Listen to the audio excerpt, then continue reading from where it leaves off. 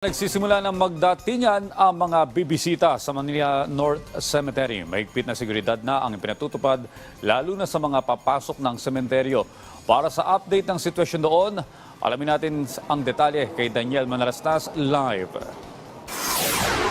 Good morning, Audrey. Dumadami na nga yung mga kababayan natin na pumupunta rito sa Manila North Cemetery para dumalaw nga ngayong araw ng Undas sa kanilang mga yumaong mahal sa buhay. Sa sitwasyon ngayon dito, Audrey, kahit na medyo maulan yung panahon ay hindi napigilan yung ating mga kababayan na dumalaw nga rito sa Manila North Cemetery ngayong araw ng Undas. Pagpasok pa lang, Audrey, dito sa entrance, kaliwat ka ng mga pulis na yung sasalubong sa'yo. Isa-isa nilang ini-inspeksyon yung mga dalang gamit ng ating mga kababayan at paulit-ulit na lang. Paalala ng mga pulis, bawal po yung mga matutulis na kagamitan, bawal ang alak, bawal ang mga gamit pang sugal, bawal yung mga maingay na speaker at yung mga alagang hayop. At kapag nakumpiska po yung mga kagamitan yung mga kagamitan lang po, no, ay talagang sorry na lang at hindi po yan maibabalik na sa inyo. Ipinagbabawal din, Audrey, na pumasok dito yung mga sasakyan, pero may mga electric vehicles na pinrovide naman yung lokal na pamahalaan ng Maynila para doon sa mga hirap po na maglakad na ating mga kababayan. At kaya yung mga may dala pong sasakyan ay talagang pahirapan po yung pag-parking. Inaasahan naman ng mga otoridad, Audrey, na papalo sa higit 1 milyon katao ang dadalaw ngayon dito sa Manila North Cemetery ngayong araw ng Undas. At paalala ng mga otoridad, mula alas 5 ng umaga hanggang alas 5 ng hapon lamang papayagan ang pagbisita rito sa sementeryo. Audrey? Okay, Daniel, hanggang alas 5 lang ng hapon yung pagbubukas ng Manila North, ano?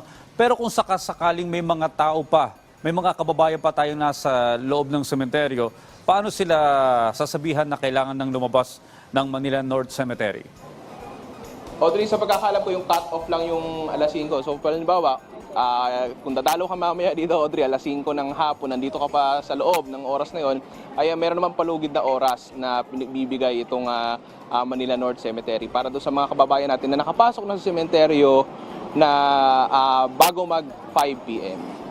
Sabi mo, Daniel, mahirap yung parking ngayon. So, yung mga kababayan nating may sasakyan, mukhang malayo pa yung kanilang paparkingan at maglalakad na lamang dyan papuntang Manila North Cemetery. Tama ba?